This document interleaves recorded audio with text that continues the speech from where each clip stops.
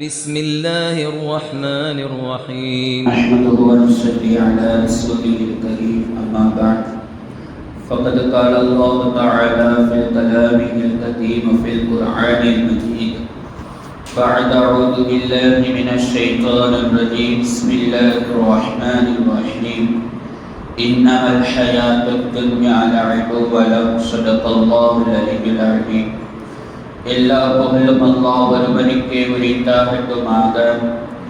அவனால் அனுப்பப்பட்ட கண்மணி நாயகம் ரசூலுல்லாஹி ஸல்லல்லாஹு அலைஹி வஸல்லம் அவர்கள் மீதும் அவர்களினுடைய வாழ்க்கையை பின்பற்றி வாழ்ந்த உத்தம சத்திய சஹாபாக்கள், நல்லோர்கள், வலிமார்கள், குறிப்பாக இம்மஜ்லிஸில் அமர்ந்திருக்கும் கேட்டுக்கொண்டிருக்கும் நம் அனைவர்கள் மீதும் அல்லாஹ்வினுடைய சாந்தியும் சமாதானமும் என்றென்றும் இன்றே என்றும் நிலவட்டுமாக. ஆமீன். கண்ணியத்திற்கும் மரியாதைக்குரிய முஃமின்களே, அல்லாஹ் சுப்ஹானஹு வ தஆலா இந்த உலகத்தில் படைத்திருக்கக்கூடிய அனைத்து படைப்புகளையும் ஒரு முடிவை நோக்கி அல்லாஹு தஆலா வைத்திருக்கின்றான். மரங்களாக இருக்கட்டும், உயிரினங்களாக இருக்கட்டும், இந்த உலகத்தில் எதெல்லாம் இருக்கிறதோ அந்த எதுவுக்குமே நிரந்தரமான வாழ்க்கை என்பது ஒன்று இல்லை.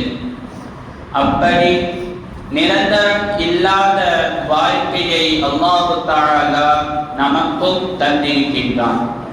நம்முடைய வாழ்வு சிறப்பாக அமைய வேண்டும் என்றால், நம்முடைய வாழ்வு சீராக அமைய வேண்டும் என்று சொன்னால், நம்முடைய முடிவை நோக்கி நாளை மறுமை நாளினுடைய வாழ்க்கையை குறித்து நாம் சிந்திக்கிற பொழுது நம்முடைய வாழ்வு மிகவும் அர்த்தமுள்ள வாழ்வாக அமையும் என்பதில் எந்த ஒரு சந்தேகமும் இல்லை.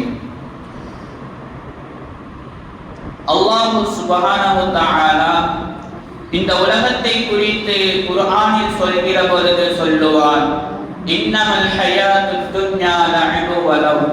நிச்சயமாக இந்த உலகம் என்பது வீணானதாக இருக்கும் என்பதாக சொல்லுவான்.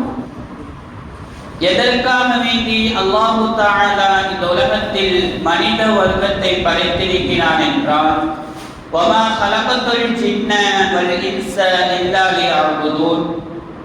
மனிதனையும் ஜின் வர்க்கத்தையும் வணங்குவதற்காகவே தவிர நான் படைக்கவில்லை என்பதாக அல்லாஹ் தஆலா சொல்லுவான்.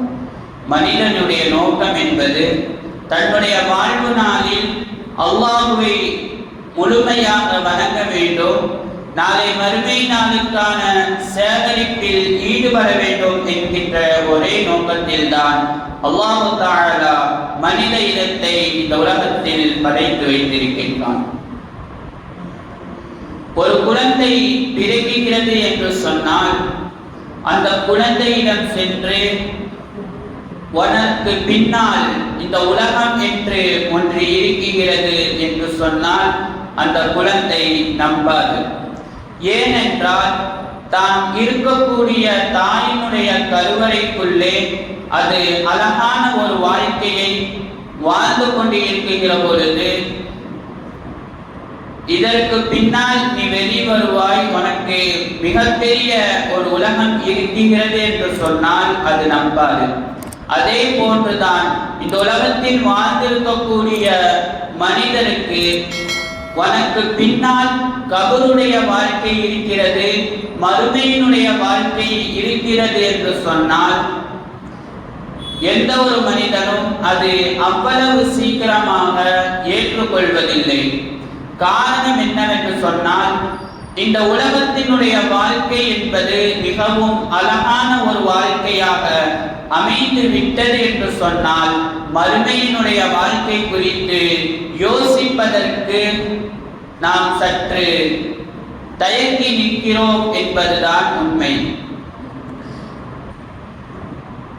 நம்முடைய முடிவு நாளை குறித்து நாம் யோசிக்கிற பொழுது நாம் எவ்வளவு அதற்காக நம்முடைய கையில் இருப்பை வைத்திருக்கின்றோம், கபரினுடைய வாழ்வுக்கும் நாளை மறுமையினுடைய வாழ்வுக்கும் நம்முடைய கையில் எவ்வளவு இருக்கிறது என்பதை நாம் சற்று சிந்தித்து பார்க்க கடமைப்பட்டிருக்கின்றோம். இப்பொழுதும் கூட மலக்குல் மௌத் வா செல்லலாம் என்று சொன்னால் நாம் எடுத்து செல்வதற்கு நம்முடைய கையில் என்ன இருக்கிறது என்பதை நாம் நினைத்து பார்க்க கடமைப்பட்டிருக்கின்றோம். எந்த ஒரு மனிதனும் அவ்வளவு சீக்கிரமாக மரணத்தை விரும்புவதில்லை. ஏனென்றால் அரபியிலும் கூட ஒரு நீதி கதை ஒன்று சொல்லுவார்கள்.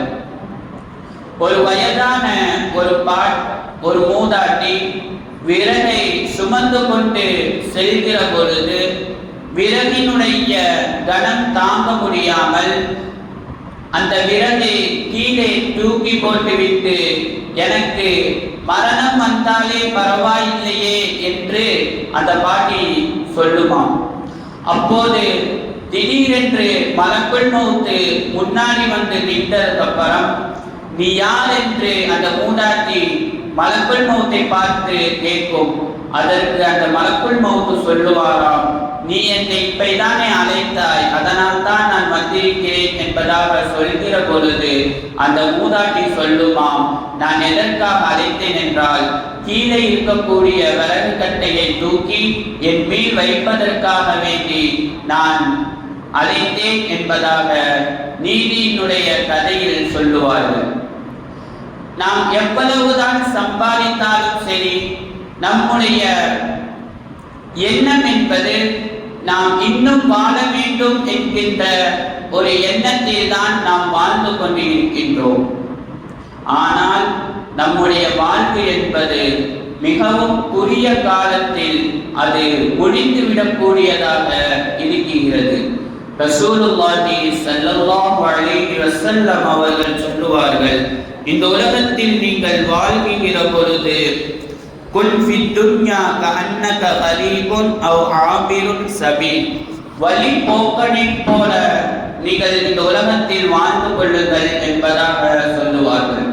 ஒரு வழிபோக்கன் ஒரு ஊரில் இருந்து எப்படி இன்னொரு ஊருக்கு நிரந்தரமே இல்லாமல் நடந்து கொண்டிருக்கிறானோ அதே போன்றுதான் நமக்கு இந்த உலகம் என்பது நிரந்தரம் இல்லை.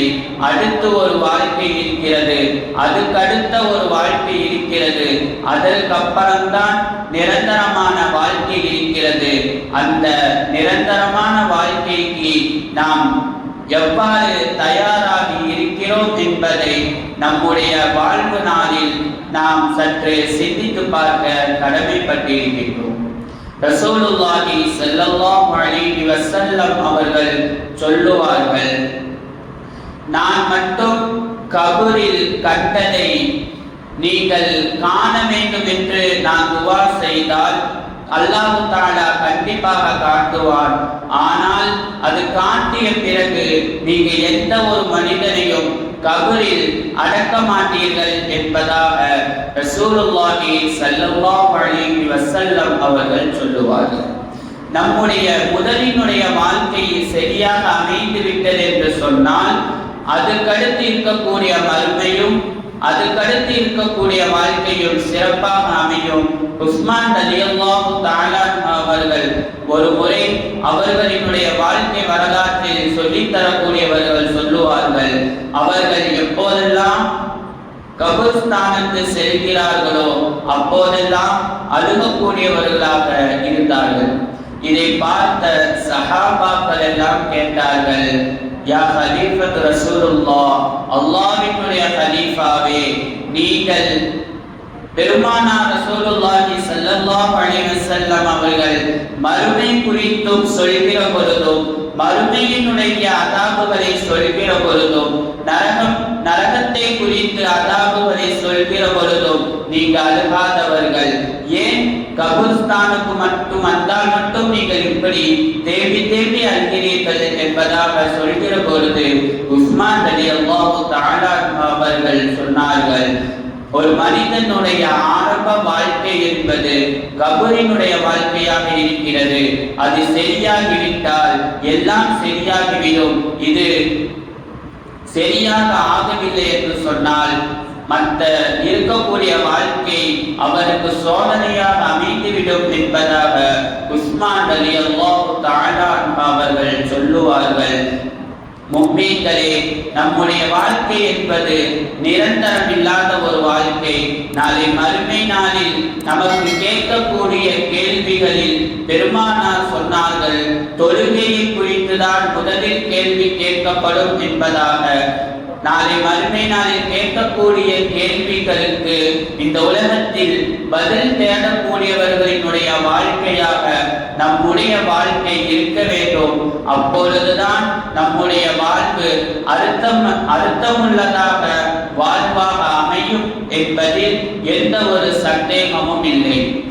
நம்முடைய வாழ்க்கையில் எப்போது மறுமையினுடைய சிந்தனை வருகிறதோ அப்போது நமக்கு கிடைக்கக்கூடிய பயன்கள் என்பது நம்மிடத்தில் தக்வா அதிகரிக்கும், நம்முடைய அமலில் இஹ்லாஸ் வரும், நம்முடைய செய்த பாவத்திற்கு அதிகமாக தௌபா செய்வதாக இருக்கும். அது மட்டும் இல்லாமல் நம்முடைய சிந்தனையில் மறுமை வந்தது என்று சொன்னால் இந்த உலகத்தினுடைய வாழ்க்கை நம்முடைய கண்ணுக்கு மிகவும் அற்பமாக தெரியக்கூடியதாக இருக்கும். ரசூலுல்லாஹி ஸல்லல்லாஹு அலைஹி வஸல்லம் அவர்கள் சொன்னார்களே, அத்-துன்யா சிஜ்னுல் முஃமின் வ ஜன்னத்துல் காஃபிர். முஃமின்களுக்கு இந்த உலகம் என்பது சிறைச்சாலையாக இருக்கிறது, காஃபிர்களுக்குத்தான் சொர்க்கம் என்பதாக சொன்னார்கள். ஒரு மனிதன் தான் செய்த தவறுக்கு சிறையில் எப்படி வாழ்கிறானோ அதே போன்றுதான் இந்த உலகத்தில் நம்முடைய வாழ்க்கை அப்படி அமைத்து கொண்டோம் என்று சொன்னால் நாம் செய்யக்கூடிய ஒவ்வொரு தவறும், நாம் ஏதேனும் ஒரு தவறு செய்கிற பொழுது இது என்னுடைய ரப்பு என்னை பார்த்து கொண்டு இருக்கின்றான், தவறு செய்யக்கூடாது என்கின்ற ஒரு உணர்வு நாம் வருகிற பொழுது நம்முடைய வாழ்க்கை சிறப்புக்குரிய வாழ்க்கையாக இருக்கும். நாளை மறுமை நாளில் யா நப்சி யா நப்சி என்று நாம் பெற்ற பிள்ளைகளும் சரி, நம்மை பெற்றெடுத்த பெற்றோர்களும் சரி, அவர்களை காப்பாற்றுவதற்காக அவர்கள் தெரித்து ஓடிக்கொண்டு இருப்பார்கள். நமக்காக நாளை மறுமை நாளில் யாரும் வரமாட்டார்கள். ஏனென்றால் நாம் செய்த செயல்களுக்கு அல்லாஹ் தஆலா நம்மிடத்தில் மட்டும்தான் கேள்வி கேட்பார் என்பதாக ரசூலுல்லாஹி ஸல்லல்லாஹு அலைஹி வஸல்லம் அவர்கள் மறுமையினுடைய சிந்தனையை குறித்து நமக்கு அழகாக சொல்லித் தந்திருக்கிறார்கள். அல்லாஹ் சுப்ஹானஹு வ தஆலா மறுமையினுடைய சிந்தனையுடன் வாழக்கூடிய நல்லதொரு வாழ்க்கையை நமக்கும் நம்முடைய குடும்பத்தார்கள் அனைவர்களுக்கும் அமைத்து தந்தருள் புரிவானாக. ربنا تقبل منا إنك أنت السميع العليم وتب علينا يا رب مولانا إنك أنت التواب الرحيم. صلى الله تعالى وسلم على خير خلقه سيدنا محمد وعلى آله وأصحابه أجمعين والحمد لله رب العالمين. صلى الله على محمد صلى الله عليه وسلم. صلى الله على محمد صلى الله عليه وسلم. صلى الله على محمد يا رب صل عليه وسلم.